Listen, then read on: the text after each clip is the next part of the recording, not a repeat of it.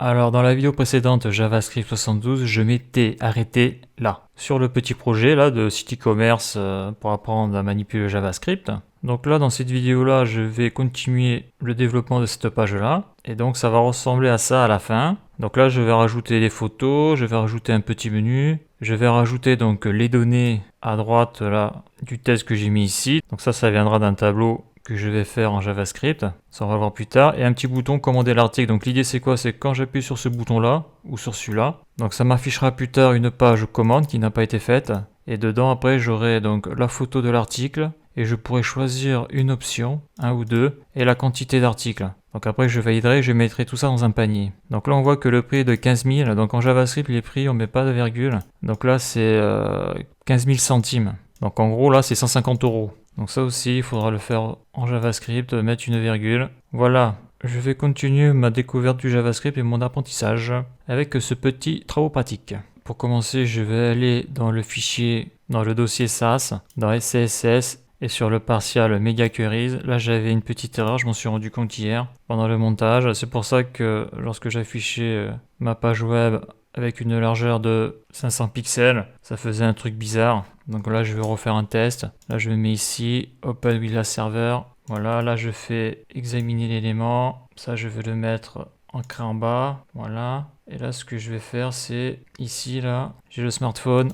Voilà, donc là, on peut voir que j'ai plus le problème où tout était écrasé bizarrement. Là, je me mets sur iPhone. Ouais, donc là, ça mange un petit peu, là. Parce que là, l'iPhone, c'est 375. Donc là, ce que je peux faire, par exemple, bon, je vais le remettre à 500, je vais voir ce que ça fait. Parce que là, après, c'est du réglage, ça. Après, il faut faire des tests. Ok, par contre, il y a un truc que j'ai pas fait. Terminal, New Terminal, npm, run, sas. Voilà. Donc là, on peut voir les modifications que j'ai faites. Et on voit tout de suite que ça a bougé, là. Ok. Donc là, je vais revenir en mode normal. Voilà. Donc là, j'ai modifié l'erreur qu'il y avait ici. Ça, c'est fait. Donc maintenant, on va ajouter un petit menu basique. Donc je me mets sur index HTML. Ça, je le diminue. Là, je fais CTRL S. Est-ce que je vois toujours l'écran? Non, je vois plus là. Voilà. Ouais, c'est vrai que ça rame là. Ok, bon, on verra bien. Donc là, j'ai site e-commerce. Ok.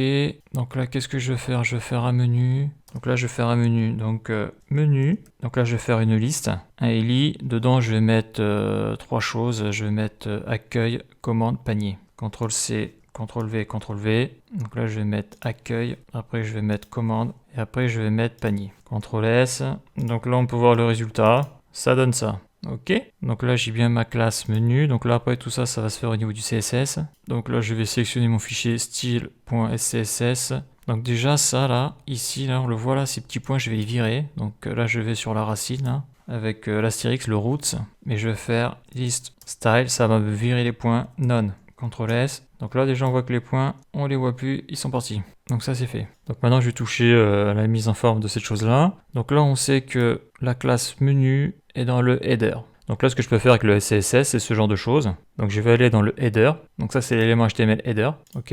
Là je vais rajouter le et commercial là, l'esperluette. Point donc la classe menu. Donc j'ouvre les accolades, je vais fermer les accolades. Là ce que je peux faire là pour mieux visualiser la chose et pour voir si ça fonctionne, si mon sélecteur CSS c'est bon, je vais faire background color. Je vais mettre une couleur claire. Là si je fais un CTRL S, qu'est-ce que j'ai? Donc la couleur a changé, super. Donc après il faut que je touche donc UL, LI, LI, LI, UL. Donc ça c'est ma liste non ordonnée. Donc là je vais remettre une esperluette, UL, les accolades. Et là dedans je vais mettre donc un display flex, CTRL S, qu'est-ce que ça fait? Pour le moment ça fait rien. Je vais mettre un flex direction, donc en rangée, parce que j'ai appelé en ligne mais c'est en rangée, row. Donc là attends, là il y a un souci là, CTRL S, voilà. Là il manquait un espace là, parce que c'est ça le résultat attendu là. Donc là c'était en colonne, j'ai mis ça en rangée, donc ça c'est bon. Donc là je continue, maintenant je vais faire un justify Content Center, CTRL S, voilà, donc là ça me l'a centré là comme on peut le voir. Maintenant ce que je vais faire c'est rajouter de la place entre les mots là. Et donc pour ça, eh bien il faut que je passe au niveau des ELI, l'élément ELI, donc là je fais esperluette, ELI, et là je vais faire un margin right, je vais marquer 3 rem, donc ça c'est une unité de mesure, hein. Et margin left, je vais marquer 3 rem. CTRL S, qu'est-ce que ça fait? Bah ça fait ça, donc déjà là c'est beaucoup plus clair, accueil, commande, panier. Voilà. Là, si je regarde mon fichier CSS, quoi il ressemble? Eh bien, ça ressemble à ça. Là, on le voit là, le header menu, le header menu UL, le header menu LI. Donc tu vois là, il n'y a pas d'indentation. Donc là, quand tu regardes le code CSS, en CSS pur comme ça, là, tu comprends rien quoi. Moi, je comprends rien quoi. C'est beaucoup plus lisible comme ça là. Parce que là, on voit que tu commences du header, après tu passes sur le menu du header, tu passes sur l'UL du menu du header, et après tu passes sur le LI du UL du menu du header. Donc là, c'est vachement plus lisible. Voilà, donc ça, c'est fait. Donc ce que je vais rajouter, c'est le lien accueil. Hein. Pourquoi? Parce que l'accueil, c'est la page index HTML. Donc là, je vais sur le fichier HTML, je me mets ici. Donc là, je vais faire un espace là, A href. Donc point slash le chemin relatif, ok, CTRL S, d'accord, c'est pas bon parce que ça là, ça va aller ici là, CTRL X, CTRL V, CTRL S. Donc là j'ai un lien, donc le lien il fonctionne. Hein. Donc là ce qui est chiant avec les liens, c'est qu'on a ce petit, là je vais zoomer là, on a cette petite chose là, ce trait en dessous, donc ça je vais le virer ça. Donc je vais le faire directement depuis le root. Donc là je vais prendre A, donc ça c'est l'élément A, tous les éléments A. Je vais marquer texte decoration none. Donc là, quand je vais faire CTRL S, le trait va disparaître. Voilà, il n'y a plus de trait, il est parti. Ce que je peux rajouter, c'est que lorsque je passe ma souris dessus, c'est qu'il change de couleur. Donc esperluette, 2 points over. Hop, et là je vais faire un color red. Donc après tout ça, tout ce qui est couleur, mise en page, ça se fait à la fin, ça pour moi. Voilà, donc là on voit que quand je passe la souris dessus, ça change de couleur, super. Donc ça c'est bon. Donc maintenant ce que je vais faire, donc là j'ai ajouté mon menu basique, je vais rajouter les petites photos là, pour que ça soit plus lisible. Donc ça c'est assez simple, hein. C'est assez simple dans le sens où je vais juste avoir besoin de faire des copier-coller. Donc là je vais me mettre comme ça. Donc c'est ça que je vais faire, un copier-coller là, CTRL C. Donc là je suis bien dans produit photo 1. Div class, donc je vais mettre ici, CTRL V, je sélectionne CTRL V, CTRL V. Si je fais un CTRL S, est-ce que ça plante? Ça n'a pas l'air d'avoir planté. Donc là, on voit que j'ai bien mis toutes les photos, sauf que là, je vais changer quand même le nom de la photo. Donc ça, c'est hyper facile à faire. Hein. Donc là, j'ai photo 1, donc là, j'ai photo 2. Donc là, je supprime et je mets 2. Là, je mets 3. Là, je vais mettre 4 et 5. Donc avec les copier-coller, ça va super vite. Donc là, on voit que j'ai photo 1, photo 2, photo 3, photo 4, photo 5. Super. Donc là, tant que j'y suis, je vais rajouter donc, le petit bouton commander. Donc là, je vais faire un truc basique. Hein. Donc là, je suis OK. Là, je suis sur le UL. Là, je suis dans la liste. Si je le mets en dessous, je vais mettre là. Donc si je fais bouton, je marque commander l'article. CTRL S. Voilà, donc là, j'ai mon petit bouton commander l'article. Super. Donc le but, c'est que lorsque j'irai dessus, j'irai sur une autre page. Ou après, je pourrai choisir mes options et le nombre d'articles. Je veux dire la quantité d'articles que je vais commander, par exemple, du produit photo 1. Ok, donc maintenant, il va falloir que j'affiche les caractéristiques ici. Donc là, par contre, il va falloir que je crée un fichier. Alors, pourquoi? Donc là, je mets d'abord un petit commentaire. Déclaration du tableau avec les données que j'aurais pu récupérer d'une API. Voilà. Donc le gros problème, c'est que l'API JSON Placeholder me permet de récupérer beaucoup de données, mais il y a un problème, c'est que moi j'ai besoin de données spécifiques dans le sens où je veux des valeurs numériques, je veux des prix, justement pour mon petit site e-commerce. Donc là, je vais faire une réponse. Donc en gros, là, ce que je vais faire, c'est un tableau. Dedans, il y aura des objets. Et en gros, je vais simuler le résultat d'une réponse fetch, quoi. Là, je fais mon tableau. OK. Là, je crée mon premier objet. Je mets une virgule. Je fais CTRL-C, CTRL-V. Mon deuxième objet. Mon troisième objet. Alors, 1, 2, 3, 4, 5. Attends. 1, 2, 3, 4. Voilà, j'ai mes 5 objets. Maintenant, je vais rentrer mes données dans mes 5 objets. Donc, la key, ça va être nom produit, deux points, guillemets, virgule, ok. Donc la value, je vais la mettre après. Est-ce que je vais faire des copier-coller pour aller plus vite? Là, je fais description, deux points, double quote, guillemets. Après, je vais faire la key option 1, deux points, double quote, virgule. Et le prix, donc le prix, là, je mets rien parce que c'est une valeur numérique. Donc là, je sélectionne tout. CTRL-C, CTRL-V, CTRL-V, CTRL-V. Ah, je me suis trompé. CTRL-V, CTRL-V et CTRL-V. CTRL-S. Voilà. Donc j'ai bien ma... Ah ouais, mais il manque un truc là. CTRL-C, CTRL-V, il me manque l'option 2. Voilà, donc ça, je vais me le copier. CTRL-C, ici, CTRL-V, CTRL-V, CTRL-V, entrée, CTRL-V, CTRL-S. Voilà. Donc là, j'ai mon tableau avec mes objets. Donc maintenant, je vais mettre les values. Donc là, je vais marquer nom, produit 1. Alors, je marque ça, pourquoi? Parce que je précise. Parce que lorsque je vais appeler mes données, mes valeurs, eh bien, je veux le marquer ici, là, non produit 1, parce que là, ici, je devrais avoir non produit 2. Parce que si je mets non produit, peut-être qu'en faisant une erreur dans le codage, eh peut-être que le produit 1, je le mettrai au produit 2. Donc là, au moins, je suis sûr. Ici, là, si là ça s'affiche non produit 1, c'est que c'est bien non produit 1. Parce que là, ici, là, je vais mettre non produit 2. Donc comme ça, il n'y a pas d'embrouille. 3, 4, 5. Donc là, je fais mon propre fichier de données. Donc après, description 1. Pareil, je précise le numéro pour être sûr. Là, je fais CTRL-C, CTRL-V. Là, c'est quoi ça? Ça, c'est une erreur, ça. CTRL-V, CTRL-V, CTRL-V. Donc là, après, je marque du texte bidon. CTRL-C. Donc ici, pareil, je marque option 1, produit 1. Ça, c'est pour pas avoir de doute. Ici, j'ai marqué option 2, produit 1. Et après, ici, je vais marquer le prix, 15 000. Donc 15 000 centimes d'euros. Donc ça fait 150 euros. CTRL-S, OK. Donc là, je vais faire la même chose, là, mais pour tous les produits, là. Donc voilà, donc là j'ai quasiment fini. Donc non produit 1, description 1, option 1, produit 1, option 2, produit 2. Donc là je suis non produit 2, description 2, option 1, produit 2, option 2, produit 2. Donc là après le prix je vais mettre par exemple 190 euros. Donc ça fait 19 000 centimes d'euros. Là je vais marquer donc 3, 3, 3, ok c'est bon. Là je vais marquer par exemple 199 euros. Donc il faut mettre des chiffres comme ça là, parce que lorsqu'on fait des calculs, ça peut être un souci en JavaScript. Donc pour éviter les erreurs, on met des chiffres en entier. Et après, sur la fin, on convertit les centimes d'euros en euros, suivant la monnaie. Là si je fais CTRL-S, est-ce que ça fonctionne? Ça a l'air. Donc voilà, donc là pour le moment, ok, tout est bon. Donc là maintenant, il va falloir que je mette les données sur la page index HTML, donc ici. Donc là juste avant, on va faire un petit contrôle. Donc on va faire un console log. Donc la constante, voilà, le nom de la variable c'est response. Donc response. Si je fais un CTRL S, je me mets sur console, je zoome un petit peu, donc on voit que j'ai un tableau, un array de 5 éléments. Et dans ces tableaux, on peut voir mes objets, donc on voit que c'est comme si j'avais une réponse d'un serveur, hein, d'une web API, hein, comme disons password. Et là après j'ai la key, description, la value qui est ici, key value, etc. Donc ok, donc tout est bon. Si je sélectionne l'objet 0, l'objet qui est à l'index 0 du tableau, je fais ça, CTRL S. Donc là j'ai bien sélectionné toutes les valeurs. Et si je rajoute la key, donc la key, je vais prendre la key par exemple prix, et bien ça va me ficher 15 000. CTRL S, voilà. Là j'ai bien 15 000, donc tout fonctionne comme ce que l'on avait fait dans les vidéos précédentes avec Fetch. Ok, donc ça c'est bon. Donc ça, j'ai mes données. Maintenant, je vais pouvoir les traiter. Donc ici, là, je vais me faire une première séparation. Donc là, j'avais mis déclaration du tableau avec les données que j'aurais pu récupérer d'une API. Ok, je vais même marquer une API e-commerce. Super. Donc là, les commentaires, c'est ultra important. Là, il n'y a pas photo. Donc là, maintenant, je vais mettre les données sur la page index.html.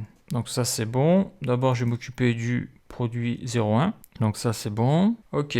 Donc là, il y a un truc qu'il faut savoir, là, ce que je vais faire, je vais tout faire à la main, là. Donc je pense qu'avec les fonctions ou les classes, on peut tout automatiser. Mais bon, là, je débute, donc je vais y aller, je vais le faire à la mano, tranquille, pour essayer de comprendre. Donc là, je vais faire produit 01 data API. Donc ça va être la première étape, ça va être mettre les données de l'API, car je considère que mon fichier vient d'une API, hein, dans des variables. Ça, c'est la première étape. La deuxième étape, après, ça va être de sélectionner les éléments dans le DOM. Et après, ça sera d'afficher les caractéristiques du produit 1 dans le DOM. Mais bon, on va commencer par cette étape-là, elle est importante. Donc là, ça va être des constantes.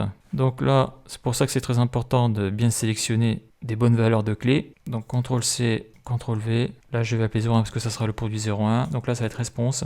Donc je vais prendre l'index du tableau 0, car l'index d'un tableau commence par 0. Et je vais prendre, donc là, je suis sur l'objet qui a index 0. Et je vais prendre, donc CTRL-V, la key nom du produit. CTRL-S. Si je fais console log, je clique CTRL-V, 01, CTRL-S. Si j'affiche dans console log, ça m'affiche bien nom produit 1, donc c'est son nom que je lui ai donné. Donc c'est bien ça, nom produit 1 qui est ici, c'est bien, ça correspond bien à ça. Non produit, c'est non produit 1. Ok, super, donc ça marche. Donc là, je vais faire un CTRL-C. Donc j'ai besoin de 2, 3, 4, 5. Voilà. Pourquoi je fais ça? Parce que là, ce que je vais faire maintenant, donc j'ai non produit, donc là je vais faire description. Je sélectionne description, CTRL-C. Je sélectionne CTRL-V. Et là, je sélectionne CTRL-V. Donc là, je fais pareil avec option 1, CTRL-C, CTRL-V. Donc lui, il va s'appeler option 1, 01. CTRL-V. Après, il y a l'option 2, CTRL-C, CTRL-V, CTRL-V. Et là, je prends le prix, CTRL-C, CTRL-V et CTRL-V, CTRL-S. Donc là, j'ai fait la sélection de tout le produit 01.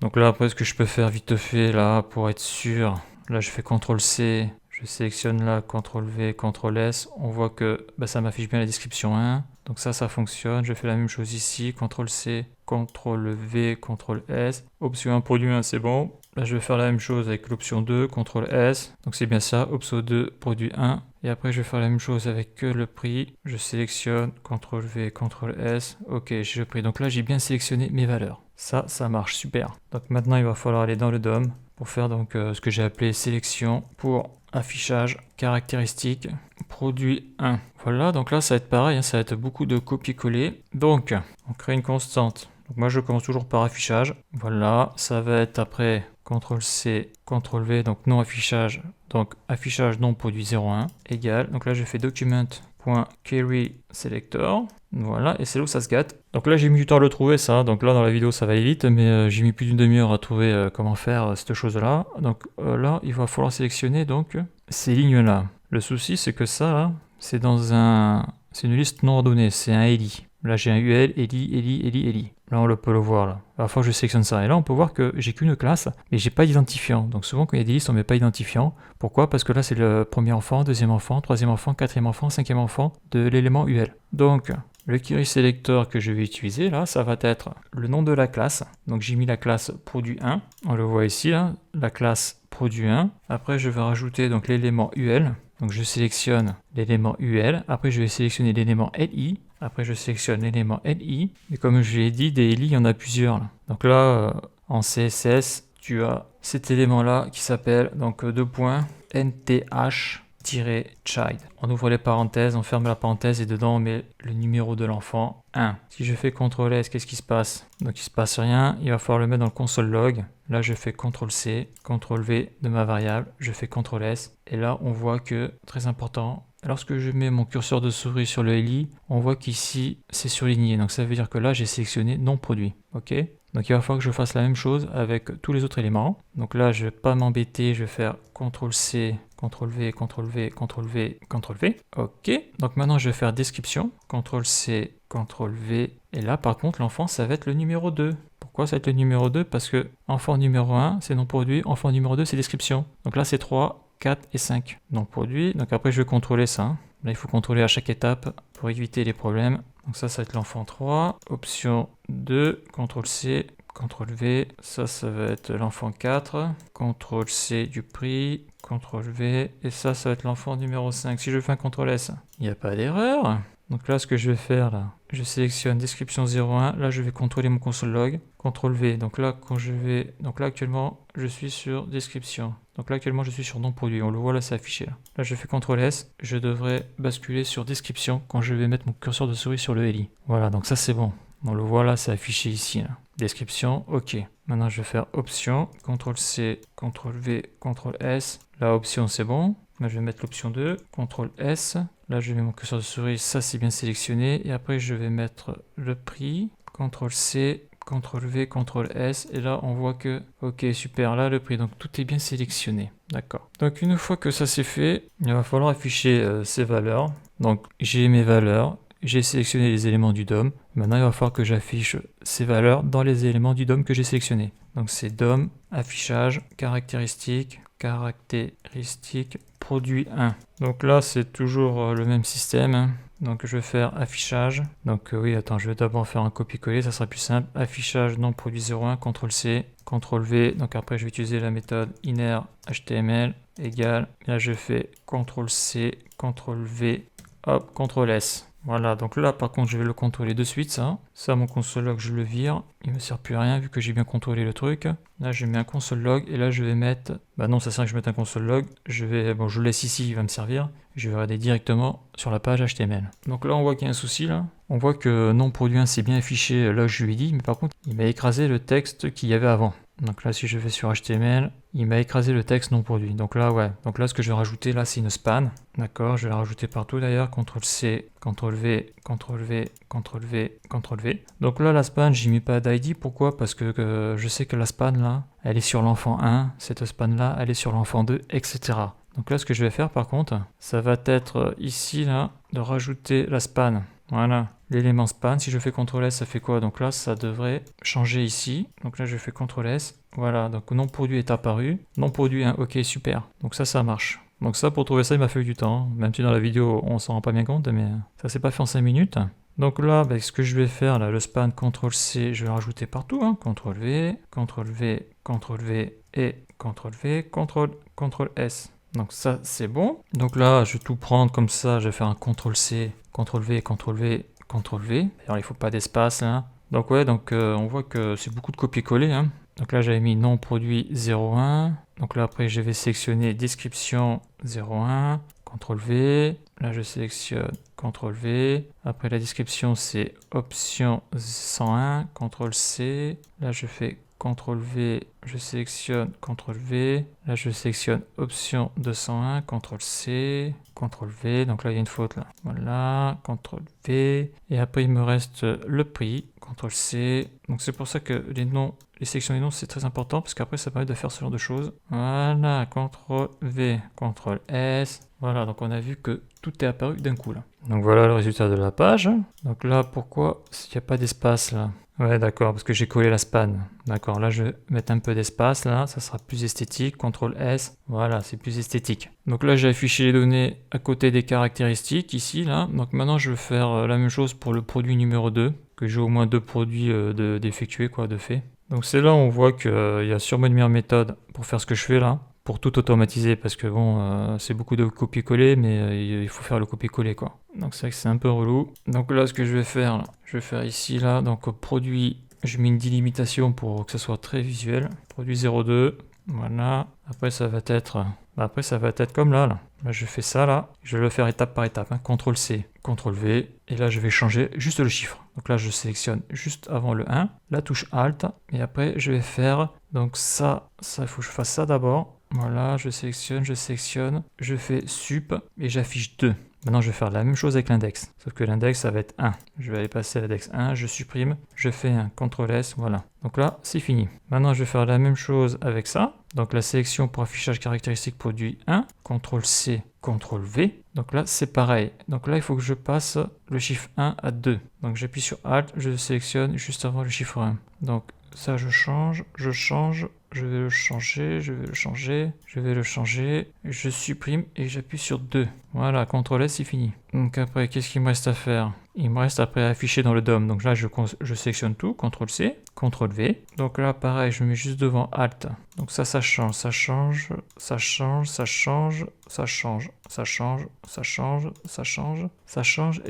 Donc là, je fais sup 2. Et là, quand je vais faire CTRL-S, je vais mettre là. Ça devrait s'afficher ici. CTRL-S. Ok, ça s'affiche pas. Pourquoi? Parce que la partie JavaScript, je l'ai faite, mais j'ai pas fait la partie HTML. Donc la partie HTML, ça va être la même chose. Donc là, j'ai produit 1. Donc moi, je veux tout ça. Voilà. Je sélectionne ça. Et je vais mettre ça donc sous div produit 2.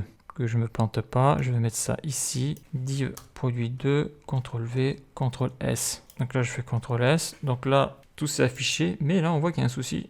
Et j'ai pas mes valeurs là. Donc là, quand on a un problème comme ça, il faut sortir le console log. Et je vais le virer là. Donc je vais regarder un truc, CTRL-V. Voyons, je vais marquer prix 02, CTRL-C, CTRL-V. Qu'est-ce qu'il m'affiche? Il m'affiche 19 000. Donc ça correspond bien à 19 000. Ok. Donc tiens, je vais mettre description 02, CTRL-C, CTRL-V, CTRL-S. Voilà, c'est bien. Donc ça, c'est bon, ça fonctionne. Donc ça, c'est bon, ça fonctionne. Donc je redescends un petit peu ici. Là, je mets un console log. Là, je vais afficher donc ce qu'il y a dans ma variable ici. Là, CTRL-V, CTRL-S. Ouais, donc là, il y a un souci. Là, on le voit bien. Là, il m'affiche pas la bonne liste. Je devrais être ici. Il se met là, lui. Ok. Donc la boulette, elle est où la boulette? Ah bah oui, elle est à la boulette. Donc là, j'ai pas changé au niveau du query secteur, j'ai pas changé le nom de la classe. Ça, c'est la classe produit 1, donc il me sélectionne la classe produit 1. La classe produit 1, elle est ici, donc moi, je suis passé là sur la classe produit 2. Donc là, il faut que je change la classe produit 2. Donc je me mets là Alt, je supprime et je mets 2. Donc là, je vais faire CTRL-S et tout devrait s'afficher ici. CTRL-S. Voilà, donc là ça fonctionne, là on le voit très bien, ok. Donc maintenant ce que je vais pouvoir faire c'est rajouter un petit peu de gras là, que ça soit un peu plus visible. Donc là on voit j'ai diminué la page là et on voit qu'il s'est mis en colonne. Donc après bien sûr tout ça, ça se règle, tout ça c'est de la finition ça. Mais bon là pour le moment il n'y a rien qui marche là. Donc là ce que je vais rajouter là, ça va être un peu de gras ici là, quand je vais changer un peu la taille du texte. Les autres produits je les mettrai pas tant que mon JavaScript là, pour recommander l'article, tout ça ne marche pas. Donc après pour le reste, je le ferai pas, je le ferai que quand ça sera fonctionnel. Parce que là après il faut faire la logique, j'ai envie de dire métier des commandes de JavaScript pour faire marcher le panier et tout ça. Donc les styles, ça se fait ici. Donc là je vais descendre. Qu'est-ce qu'il faut que je fasse là? il faut que je modifie tout ça là. Donc tout ça là, c'est ici là. Donc là, j'ai la classe produit 1. Donc tout ce qu'il y a dans la div, là, j'ai une classe. Et dans cette classe, je pourrais mettre des paramètres qui vont modifier tout ce qu'il y a à l'intérieur de la div. Donc, et c'est là aussi qu'on va voir l'intérêt du CSS. Donc là, il faut que je chope la classe produit 1. La classe produit 1, elle est ici. Espace. Donc là, la première méthode que je vais utiliser, mais je vais vite la modifier. Donc je vais faire un font weight bold. Là, pour le moment, j'ai pas mis ma Google Font là. Donc voilà. Donc là, on voit que tout est gras. Donc après, le CSS, c'est les styles en cascade. Donc on va voir que ça, je vais le laisser en gras, mais ça, je vais le changer, ça. Donc là, Esperluette, car c'est du SCSS. Et là, je vais modifier le texte qu'il y a ici. Là. Mais le texte qu'il y a ici a été mis par le JavaScript et il a été mis dans l'élément span de l'enfant qu'il y a ici. Là. Donc là, je fais span, j'ouvre les accolades. Et là, je vais faire un font weight. Donc la taille de la fonte, je vais remarquer normal. CTRL S. Donc là, la fonte, elle est de nouveau normale. Après, ce que je vais rajouter, je vais peut-être, je ne l'ai pas fait, mais je vais le faire là. Je vais agrandir la fonte des descriptifs là. Donc je vais marquer font size. Je vais marquer 1.3 rem. Donc ça, c'est une unité. Ça agrandit un peu le texte. Ici là, je vais le diminuer. Donc là, je vais faire font size 1.1 rem. CTRL S. Voilà, là on le voit, là ça a diminué. Et là, ce que je vais faire là, à l'autre là, je vais changer la couleur, color. Et je vais mettre, je vais mettre un truc au pif là. Donc là c'est brun, attends, on va voir, là je vais changer ça là. En principe, si je clique dessus là, c'est ça qui est chiant, ça marche quand ça veut ça. Voilà. Et j'ai la fenêtre qui apparaît là. Et là je vais choisir un petit gris là. CTRL S, là on voit que ça a changé, ouais voilà, c'est un peu plus fin. Donc voilà. Donc là le truc là, c'est que j'ai défini mon style, ok. Mais là ce style là, je peux l'appliquer là à toutes les autres cases. Donc le gros avantage du SASS, c'est ça. C'est que là, théoriquement, si j'étais en CSS, j'aurais dû faire des copier-coller là sur tout le code. Le souci, c'est que si je veux modifier ma couleur ou ma taille ou n'importe quoi d'autre, eh bien je serais obligé de sélectionner donc tous les endroits que j'ai modifiés de manière manuelle. Donc ça, je vais le virer, tout ça là. Tout ça, je vais le virer, CTRL X, et je vais le mettre dans une mixin. Donc là, je ne l'ai pas fait, je vais le faire. Je vais faire un fichier mixin.scss. Allez, voilà. Donc là, mon code, je vais le taper là-dedans. Donc pour le moment, c'est pas bon, hein, mais bon, j'ai pas envie de le perdre. Et donc là, je vais créer ma mixin. La mixin, c'est un code que tu peux réutiliser autant de fois que tu veux. Mais le gros intérêt, c'est que tu vas l'écrire qu'à un seul endroit. Donc quand tu veux le modifier ici, il se modifiera partout dans le programme. Donc là, par contre, le nom hyper important, je vais appeler style, description, car c'est la description et des produits. J'ouvre les accolades. Donc dans les mixins, on peut mettre des arguments, on peut faire plein de trucs. Hein. Ça, après, il faut aller sur le site de SAS, là. C'est assez complexe. CTRL S. Donc là, dans ma mixin, j'ai mis ce code. Ce code, je vais l'injecter ici en faisant un arrobase include et le nom de ma mixin. Donc le nom de la mixin, il faut que je la sélectionne. CTRL C. D'ailleurs, attends, je vais supprimer ça pour montrer. CTRL S. On voit que là, mon style est parti. Là. Donc je fais arrobase include. Là, je fais un CTRL V du nom de ma mixin, point virgule, CTRL S. Et là, il y a une erreur. Undefined mixin. Alors, attends, je sélectionne bien le nom, c'est bien ça, pourtant. Font weight, point virgule, point virgule, point virgule, point virgule, point virgule, accolade, accolade. Donc ça, c'est bon. Ça. Là, je fais bien include, CTRL V. Ah ouais, d'accord, je sais pourquoi. Eh ouais, j'ai oublié un truc, c'est de rattacher le fichier. Donc arrobase, c'est pour ça que ça, il faut le faire dès qu'on le crée, il faut le faire d'office, ça. Import, hop. /, et là je rattache mon fichier mixin, CTRL point virgule, sinon ça va planter, CTRL S, je vais mettre un petit CTRL S, voilà. Donc là on voit que direct ça a été pris en compte. Donc là ce que je peux faire maintenant là je fais une sélection de ça, je sélectionne ça, et là je vais le mettre sur produit 2, CTRL V, et voilà. Et là on peut voir que ça a été pris en compte. Donc le gros intérêt des mixins, je vais le montrer là, c'est que je peux faire des includes un peu partout sur mon code, mais le gros intérêt c'est que par exemple, si je veux changer la taille de la police, là je vais mettre 2. Eh bien, tu vois, ça a pris 2 partout. Donc, à partir d'un seul endroit, tu modifies ton code qui a été injecté un peu partout dans la feuille style.scss. Donc ça, c'est puissant les mixins pour ça. D'ailleurs, une fois qu'on y a goûté, qu'on fait du CSS, on ne peut plus revenir en arrière parce que c'est trop pratique. Quand on n'utilise pas de framework, lorsqu'on le fait à la mano, les mixins, c'est top. Donc là, par exemple, je pourrais le faire produit 3, je veux le mettre ici, même s'il n'y a rien. En principe, ça ne devrait pas me faire d'erreur. Voilà, il n'y a pas de souci. Là, je mets produit 4. Et là, je le mets produit 5. Donc là, j'ai mis toutes mes mixins. Voilà. Après, au niveau du code, donc là, on voit que c'est quand même assez lisible. Hein. Et lorsque tu vois le code, voyons à quoi il ressemble le code CSS, à mon avis, il doit faire peur. Donc le code CSS, tu le vois là. Là, je le déroule. Donc voilà. Donc tu vois que là, c'est quand même, tout est au même plan là. Donc c'est pour ça que le CSS, c'est illisible. Quand c'est brut comme ça, tout est au même niveau. Donc là, je suis déjà à 130 lignes. Alors, dans cette vidéo, on a rajouté une barre de menu, voilà. Donc là, on a rajouté les données là, de l'API. On a ajouté un bouton commander article, ici. On a rajouté des photos, là, super. Donc maintenant, il n'y a plus qu'à... Quoi, il n'y a plus qu'à. Maintenant, il faut... j'appuie sur le bouton. Mon article est sélectionné. Ça m'affiche une page de commande. Et après, il faut que je sélectionne l'option que je veux. Le prix. Donc là, ça va se compliquer. Là. Je sais pas si je vais y arriver d'ailleurs. Mais voilà. Donc voilà pour cette vidéo.